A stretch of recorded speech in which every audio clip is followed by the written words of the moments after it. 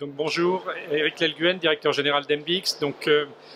Peut-être avant de débuter cette présentation, Embix en quelques mots. Donc Embix, une société que nous avons créée en 2011, une société qui, comme beaucoup d'autres finalement, a surfé sur le smart grid et la smart city. Peut-être avec une petite différence, donc on a été créé en 2011 et on est toujours là en 2017, 2018.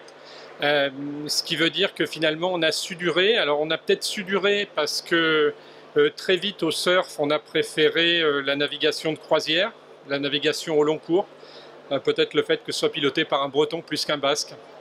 Et très vite on s'est dit que finalement le smart grid, la smart city c'était très bien, mais si on ne savait pas l'expliquer, si on ne savait pas expliquer qu'il amenait comme gain, que ce soit des gains économiques, des gains en termes de qualité de vie, on n'arriverait tout simplement pas à développer le concept.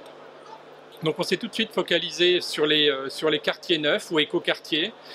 Donc nous on travaille très largement sur des quartiers de plus de 30 000 m², et sur ces quartiers on va travailler main dans la main avec un aménageur public ou un aménageur privé, voire un promoteur, pour développer tout un ensemble de services. Alors développer, ça veut dire travailler, réfléchir en phase amont, réfléchir à l'usage, donc être tout sauf un technologue. Donc c'est pas le smart grid ou la smart city pour faire plaisir aux 15 personnes que constitue Embix aujourd'hui. C'est le smart grid ou la smart city pour amener de la valeur à l'occupant, aux résidents de l'écoquartier. C'est ensuite un smart grid et une smart city qui trouve son modèle économique, qui trouve son modèle de gouvernance. Donc c'est un travail au quotidien, je dirais, avec des sociologues, avec des juristes, avec des promoteurs, des architectes, pour véritablement co-construire ce quartier. Et c'est ensuite une activité de bureau d'études, donc une activité de bureau d'études qui a finalement pour but de décliner de façon très pratique les différentes solutions qu'on imagine à la maille du quartier. Donc c'est véritablement ce qui constitue le positionnement d'Embix en phase amont, donc cette activité de conseil, puis de bureau d'études avec une phase de commissioning. Et puis une particularité aussi, c'est que tous ces services, que ce soit le Smart Grid ou la Smart City, reposent largement sur du numérique. Donc on a décidé d'internaliser cette compétence. Donc Embix a une compétence numérique sur tout le cycle de vie, c'est-à-dire que nous réalisons les logiciels de pilotage du Smart Grid, du réseau intelligent ou de la Smart City. Et nous savons les concevoir, donc concevoir les capteurs qui vont bien, concevoir l'architecture télécom qui va bien, pas forcément pour rentrer dans une logique de big data ou de remontée de toutes les données possibles et imaginables comme le proposeraient les GAFAM par exemple, mais dans la logique de remonter les bonnes données. Alors c'est un positionnement que nous avons adopté depuis notre création. On verra tout à l'heure qu'on a quelques références, puisqu'on a une quarantaine de références maintenant en France et 5 références à l'international. Donc références en France et à l'international, et références qui nous ont aussi conduit à dire que finalement ce qui était important dans cette logique de service, c'était clairement d'apporter du service, mais aussi d'en garantir la performance dans la durée. Donc on est en train aujourd'hui de travailler le concept d'opérateur de service urbain. L'opérateur de service urbain ayant pour objectif de faire que toutes ces nouveautés et toutes ces solutions innovantes correspondent certes à une volonté en phase concours, volonté de gagner un concours, volonté d'être plus innovant que le voisin, mais aussi et surtout à une volonté de fournir dans la durée un service de qualité à l'occupant de l'écoquartier. Donc c'est véritablement l'axe de croissance d'Embix. Excusez-moi, pardon. Donc c'est ce qu'on voit ici sur les différentes références. Donc Embix aujourd'hui est très présent sur l'ensemble du territoire français, large présence en Île-de-France. Au passage d'ailleurs, on se félicite des projets Réinventer Paris, Inventer la métropole du Grand Paris. Donc c'est probablement le lieu pour en parler. Donc ces projets ont amené effectivement beaucoup d'innovations, mais aussi une grande présence dans les grandes métropoles françaises, et de plus en plus une présence hors du territoire métropolitain, avec des projets sur l'île de la Réunion, à Maurice, Nouvelle-Calédonie, projets au Maroc aussi. Globalement, sachant que nos gènes sont quand même autour du smart grid, projets sur des zones dans lesquelles l'énergie coûte relativement cher et sur lesquelles les solutions innovantes sont d'autant plus performantes et trouvent d'autant mieux leur modèle économique.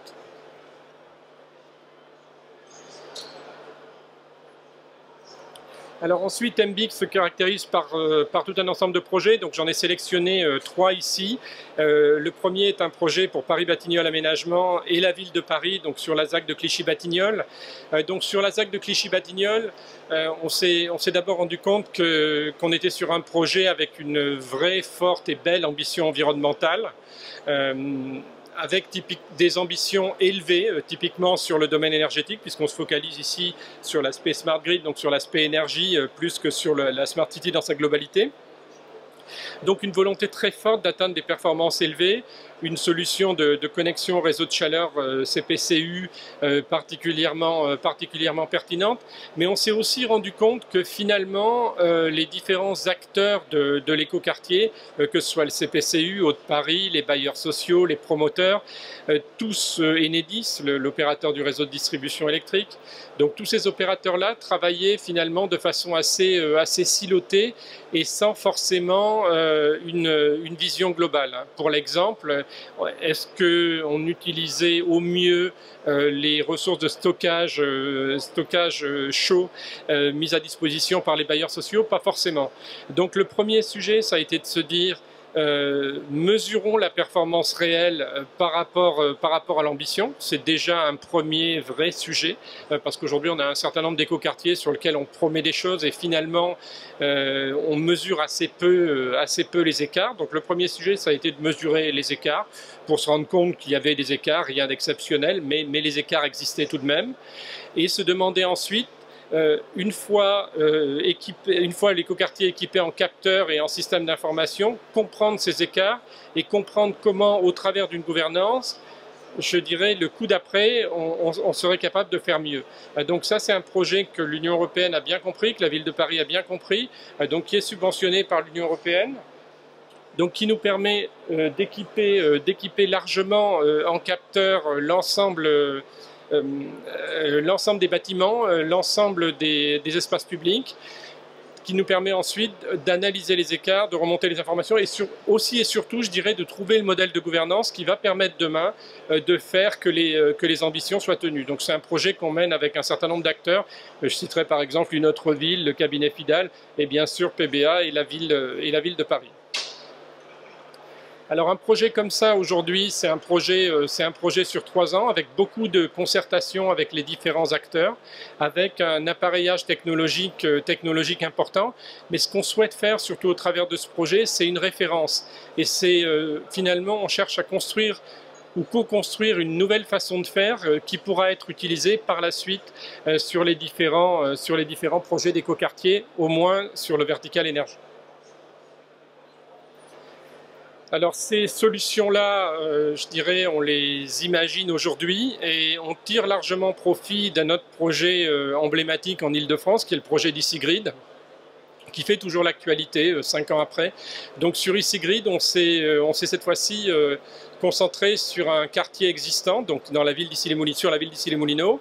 Et sur ce quartier-là, on a décidé d'appareiller des commerces, des bâtiments, des sources de production, un poste de distribution, du résidentiel, pour à chaque fois, à nouveau, être capable non seulement cette fois-ci de mesurer les écarts, mais être capable aussi d'agir sur des ressources de stockage, d'être capable d'activer des potentiels, des gisements d'effacement, pour être capable de tenir, par exemple, une pointe électrique, de réduire une pointe électrique, de la réduire à des moments donnés, à des moments où le réseau pouvait en avoir besoin. Donc EasyGrid, ça a été pour nous, je dirais, le bac à sable, le premier projet, le projet sur lequel on a beaucoup appris. On n'a pas réalisé sur EasyGrid les choses au rythme auquel les 10 partenaires du consortium pensaient pouvoir le réaliser. On ne l'a pas fait parce qu'on s'est rendu compte qu'on avait un certain nombre de solutions qui avaient été pensées en silo de façon assez hétéroclite. Donc finalement EasyGrid, en dehors de la belle réalisation que ça constitue, EasyGrid a été pour nous un très beau laboratoire d'essai qui nous a permis de comprendre finalement ce qu'il fallait faire et ce qu'il fallait éviter en phase de conception d'un écoquartier. Alors plus près de nous et plus proche de ce que fait MBX aujourd'hui.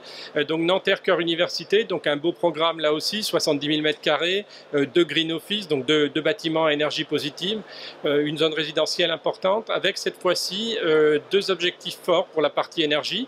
Le premier, c'est un dispositif sonde sèche tout en maintenant, tout en obtenant un niveau de facture énergétique constant, donc identique à une connexion classique réseau, constant mais pérenne aussi. C'est-à-dire que sur la durée, finalement, il n'y a aucune raison de penser que cette facture énergétique va augmenter. Donc ça, c'est le premier objectif.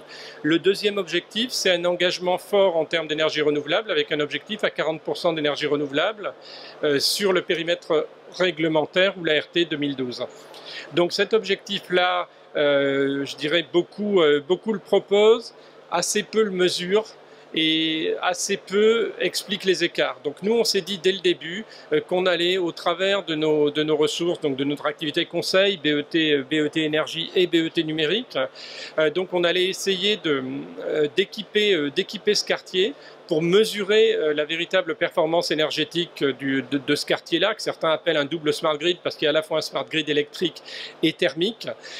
Donc dans ce quartier-là, donc on essaye de mesurer, on mesure la performance, on mesure la consommation, et si écart il y a par rapport à l'objectif de 40% d'énergie renouvelable, on va savoir l'expliquer. On va savoir expliquer que cet écart est dû à une occupation des bâtiments tertiaires atypique, qui n'est pas celle qu'on avait imaginée au début, à un niveau de chauffage qui est plus important, à un niveau d'utilisation de toute la partie électronique, informatique qui est supérieur à ce qu'on avait imaginé.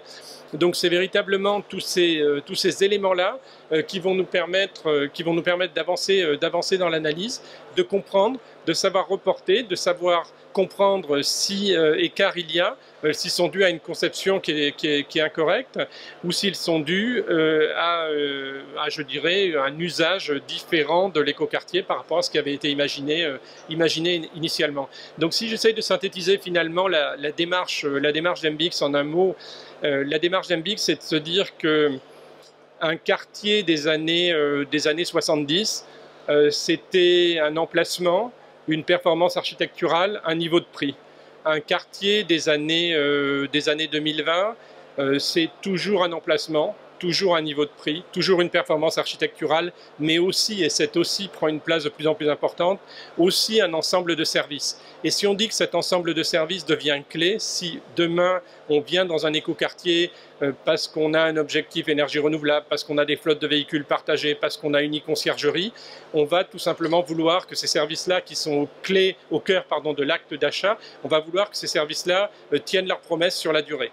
Donc c'est vraiment ça que veut faire MBX, c'est se positionner en phase conception pour concevoir des services qui font sens pour l'usager, s'assurer en phase commissioning que ces services-là tiennent leurs promesses et s'assurer ensuite dans la durée que l'engagement est tenu, quitte d'ailleurs à renforcer le volet contractuel, à pénaliser les écarts, à bonifier les bonnes performances. Donc c'est véritablement un positionnement dans lequel nous nous positionnons auprès d'aménageurs privés, d'aménageurs publics, comme un nouvel acteur de l'urbanisme, et nous proposons une nouvelle manière finalement de tenir les promesses qu'on peut faire en phase de conception. Voilà donc MBX en quelques mots. Donc aujourd'hui, si vous voulez retenir quelques chiffres, 3 millions d'euros de prise de commande, 12 collaborateurs, entre 12 et 15 suivant les périodes, 40 projets, des projets sur 3 continents, un développement fort en France, et une ambition finalement que le Smart Grid et la Smart City dépassent le stade de la promesse, deviennent une réalité et conduisent au mieux vivre dans le quartier. Voilà, merci.